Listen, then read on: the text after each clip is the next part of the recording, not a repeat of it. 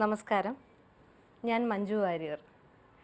14 വർഷങ്ങൾക്ക് ശേഷമാണ് ഞാൻ നിങ്ങളുടെ മുമ്പിലിരുന്ന് ഇങ്ങനെ സംസാരിക്കുന്നത്.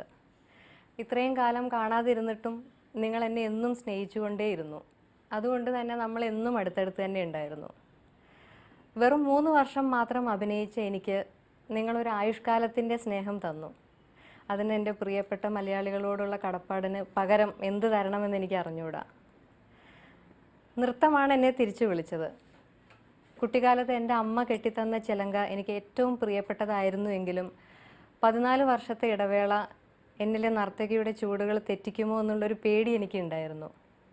അപ്പോഴും മലയാളികളുടെ സ്നേഹവും പിന്തുണയുമായിരുന്നു എൻ്റെ ധൈര്യം. അങ്ങനെ ഗുരുവായൂരപ്പൻ്റെ മുമ്പിൽ ഞാൻ അരങ്ങേറ്റം നടത്തിയപ്പോൾ കാണാൻ ആരെങ്കിലും ഉണ്ടാകുമോ എന്ന് പോലും കരുതിയ എൻ്റെ മുമ്പിലേക്ക് നിങ്ങൾ ഒഴുകി വന്നു. എൻ്റെ കണ്ണുകളും ഹൃദയവും ഒരുമിച്ച് നിറഞ്ഞു.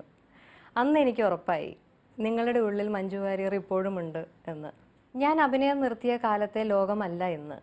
എല്ലാം ഒരു വിരൽത്തുമ്പിലേക്ക് ഒതുങ്ങി. ഒന്ന് തൊട്ടാൽ ഈ ലോകം മുഴുവൻ നമ്മുടെ മുമ്പിലെത്തും. ഒരു വെബ്സൈറ്റ് തുടങ്ങുന്നതിനെക്കുറിച്ച് ആലോചിക്കുന്നത് അങ്ങനെയാണ്. എനിക്ക് നിങ്ങളോട് സംസാരിക്കാനും എൻ്റെ വിശേഷങ്ങൾ പങ്കുവയ്ക്കാനും ഒക്കെ അത് സഹായിക്കുമെന്ന് എനിക്ക് തോന്നി.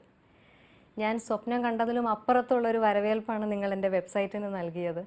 കടലുകൾക്ക് അപ്പുറത്ത് നിന്നുപോലും നിങ്ങളുടെയൊക്കെ സ്നേഹം നിറഞ്ഞ സന്ദേശങ്ങൾ എൻ്റെ വെബ്സൈറ്റിൽ വന്ന് നിറഞ്ഞു.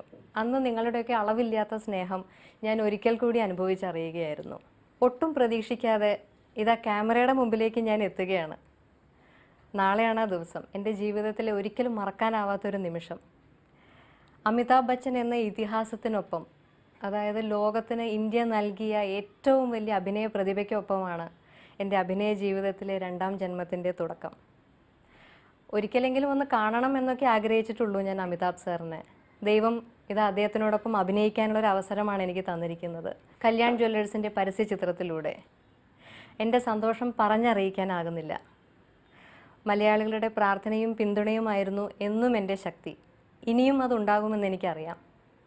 എൻ്റെ ജീവിതത്തിലെ മറക്കാനാവാത്ത മുഹൂർത്തത്തിൽ ഞാൻ ഫേസ്ബുക്കിലൂടെ നിങ്ങളോട് സംസാരിച്ച് തുടങ്ങുകയാണ്. ഒപ്പം ഉണ്ടാകണം എന്നും. ഇനി ഞാൻ നിങ്ങൾക്കരികിൽ തന്നെയുണ്ട്. നമസ്കാരം.